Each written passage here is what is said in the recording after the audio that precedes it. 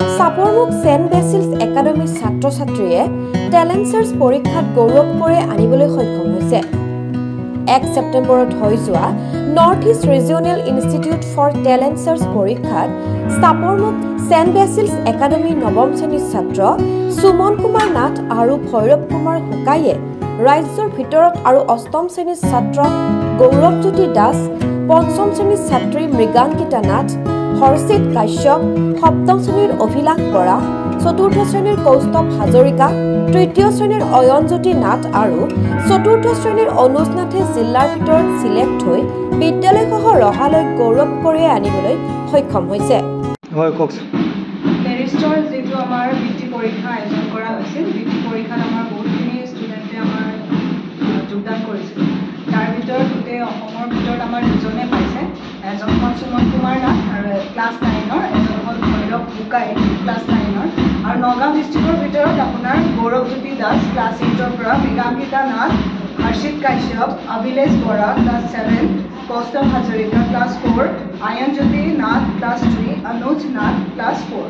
এওঁলোকে গোটেই টোটেল 9জনে আমাৰ স্কুলৰ পৰা চিলেক্ট হৈছে বৃত্তি পৰীক্ষাত।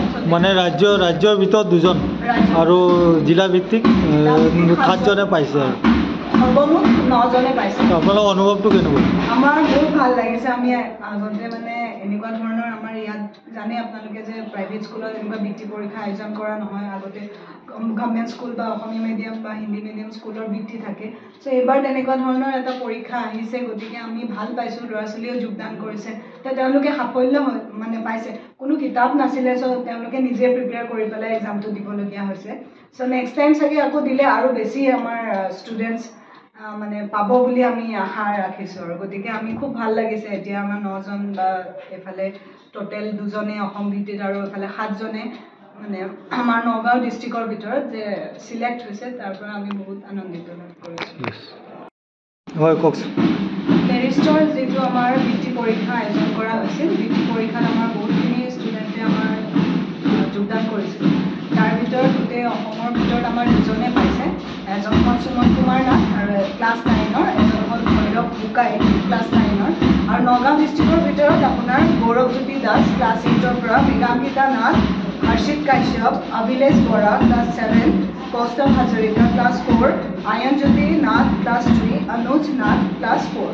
এওঁলোকে গোটেই টোটেল 9জনে আমাৰ স্কুলৰ পৰা চিলেক্ট হৈছে বৃত্তি পৰীক্ষাত। মানে ৰাজ্যৰ ভিতৰত 2জন আৰু জিলা ভিত্তিক 7জনে পাইছে আৰু সৰ্বমুঠ 9জনে পাইছে। আপোনালোকৰ অনুভৱটো কেনেকুৱা? আমাৰ বহুত ভাল লাগিছে। আমি আগতে মানে এনেকুৱা ধৰণৰ আমাৰ ইয়াত জানে আপোনালোকে যে প্ৰাইভেট স্কুলত এনেকুৱা বৃত্তি পৰীক্ষা আয়োজন কৰা নহয়। আগতে গভৰ্ণমেণ্ট স্কুল বা অসমীয়া মিডিয়াম বা হিন্দী মিডিয়াম স্কুলৰ বৃত্তি থাকে। চ' এইবাৰ তেনেকুৱা ধৰণৰ এটা পৰীক্ষা আহিছে, গতিকে আমি ভাল পাইছোঁ। ল'ৰা ছোৱালীয়েও যোগদান কৰিছে, তেওঁলোকে সাফল্য মানে পাইছে। কোনো কিতাপ নাছিলে, চ' তেওঁলোকে নিজে প্ৰিপেয়াৰ কৰি পেলাই এক্সামটো দিবলগীয়া হৈছে। চ' নেক্সট টাইম চাগে আকৌ দিলে আৰু বেছি আমাৰ ষ্টুডেণ্টছ মানে পাব বুলি আমি আশা ৰাখিছোঁ। আৰু গতিকে আমি খুব ভাল লাগিছে। এতিয়া আমাৰ 9জন বা এইফালে টোটেল 2জনে অসম ভিত্তিত আৰু এইফালে 7জনে মানে আমাৰ নগাঁও ডিষ্ট্ৰিক্টৰ ভিতৰত যে চিলেক্ট হৈছে, তাৰ পৰা আমি বহুত আনন্দিত লাভ কৰিছোঁ। ৰহাৰ পৰা ছয়াল খেতানৰ report, IND 365 Assam North east.